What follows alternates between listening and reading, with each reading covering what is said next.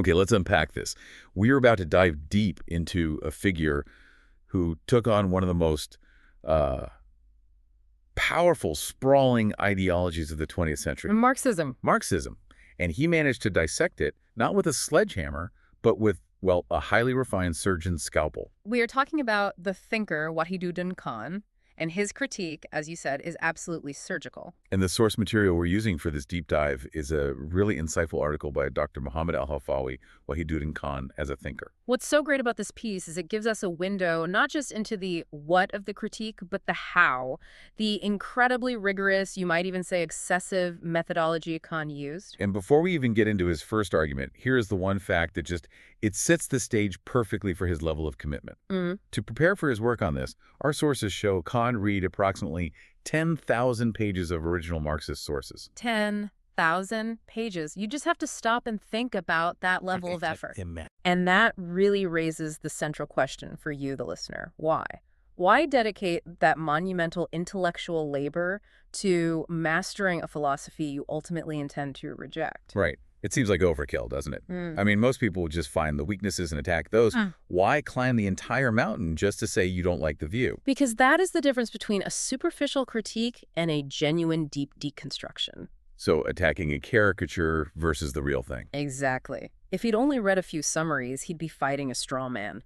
He was determined that to properly dismantle this building, he needed to know where every single load-bearing wall was. How it was built, why it was there. He aimed to understand Marxism perhaps even better than some Marxists, to make sure his critique came from inside the system, challenging its very foundations. And that desire to get inside the system brings us to the first crucial point in the sources. How did he even get that direct access? The source code, so to speak. It points to something that sounds simple to us today, but was a real intellectual superpower back then. His profound mastery of the English language. I mean, that's critical. This wasn't just about being fluent. It was about having direct, unmediated access to the language of Western philosophy. So no biased translations? No biased translations, no inaccuracies, no watered-down summaries. He could, drink directly from the source. Yeah, and that let him see the nuance. The nuance, and more importantly, the evolution of the core Marxist ideas. So he wasn't just arguing against a static doctrine. He could trace its DNA. Precisely. Let's take a classic example he tackled, the idea of alienation. Okay. Instead of just rebutting the final, purely economic definition, Khan traces the concept all the way back to Marx's earliest writings, the economic and philosophic manuscripts. And what did he find there in those early works? He found that alienation, this feeling of estrangement, it didn't start as an economic concept. It started as a profoundly humanistic, almost existential crisis. So less about factory ownership and more about the human soul. Exactly. It was about the individual feeling disconnected from their own work, from nature, from their own essential self.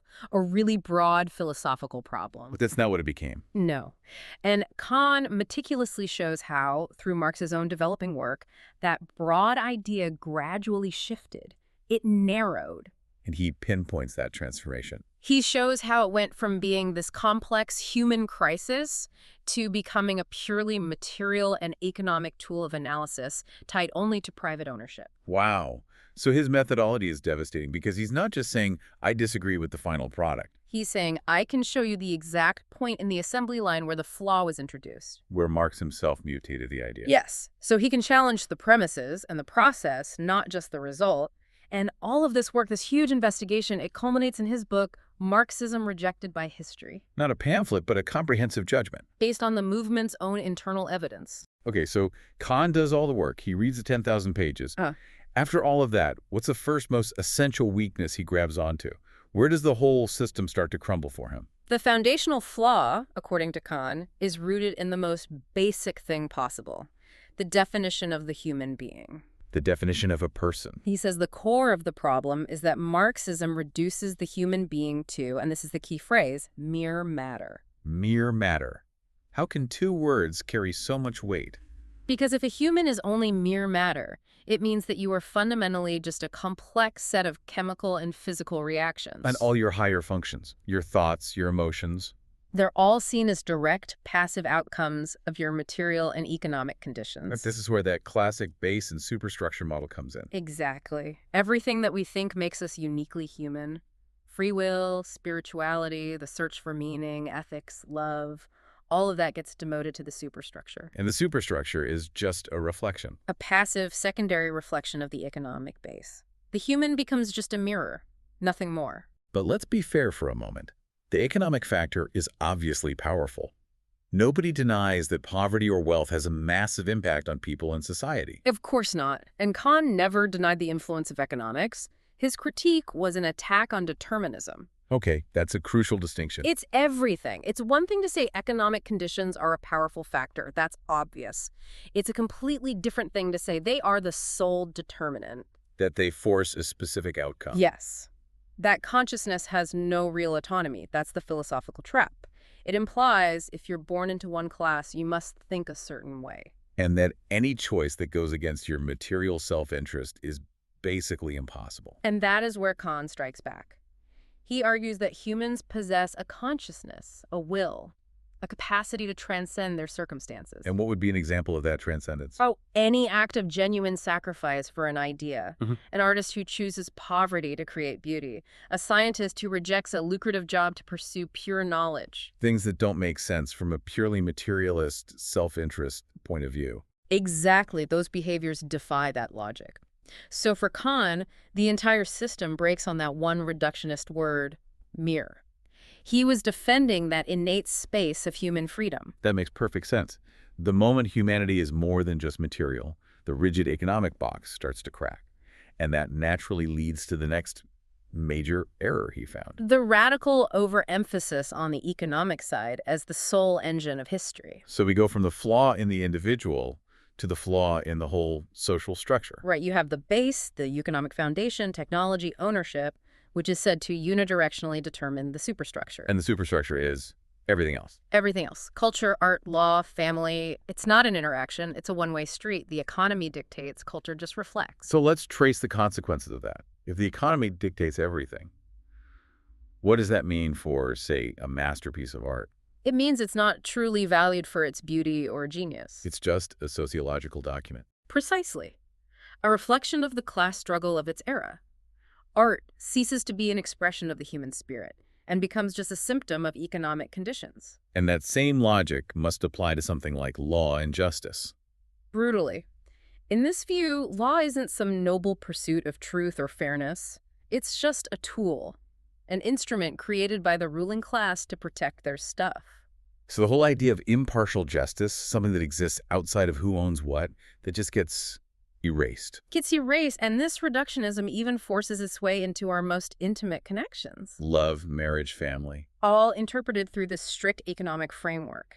And this is what Kant called the crisis of significance. A crisis of significance. Yes, he makes this powerful point, it's summarized in the sources, that when you accept this view, all these other parts of life become mere ordinary consequences of the economic issue. And then, here's the key part, outside that framework, they lose their meaning. They lose their meaning. Wow. That's a heavy phrase. It implies a kind of a spiritual drying up. A cultural desiccation, yeah. It's like looking at a warm family dinner and only being able to see an economic consumption process, calories being consumed, an exchange of benefits.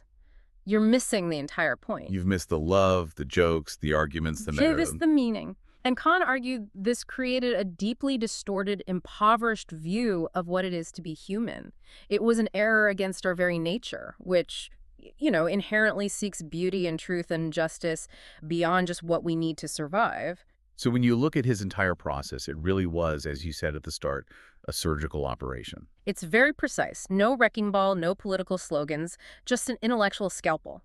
He starts with the smallest possible unit, the definition of man, and traces how that one flaw, that word mere, spreads like a virus. Infecting everything. Society, history, art. And ultimately, the very possibility of human meaning itself. And the universal lesson here, I think, goes way beyond just a critique of Marxism. It feels like a warning. A warning against what? Against the danger of any single idea that claims to be the final, total explanation for everything. Absolutely. Human life and societies are just too complex, too messy, too rich to be squeezed through one single lens, whether it's economic or something else. The danger is reductionism itself. Simplifying reality to the point of distortion. That's what Kant was fighting against. Which brings us to a final thought for you to take away from this deep dive.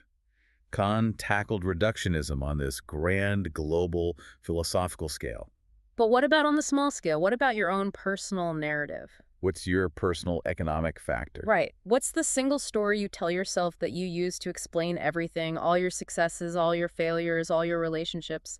Maybe it's an event from your childhood, a career goal, a financial anxiety. And when you focus all your energy on that single story, that one explanation, what other rich, complex parts of your life, of your own personality, are you ignoring? What parts are you turning the light off on completely? That's the danger of reductionism, whether it's shaping a global ideology or just shaping your view of your own life on a Tuesday afternoon.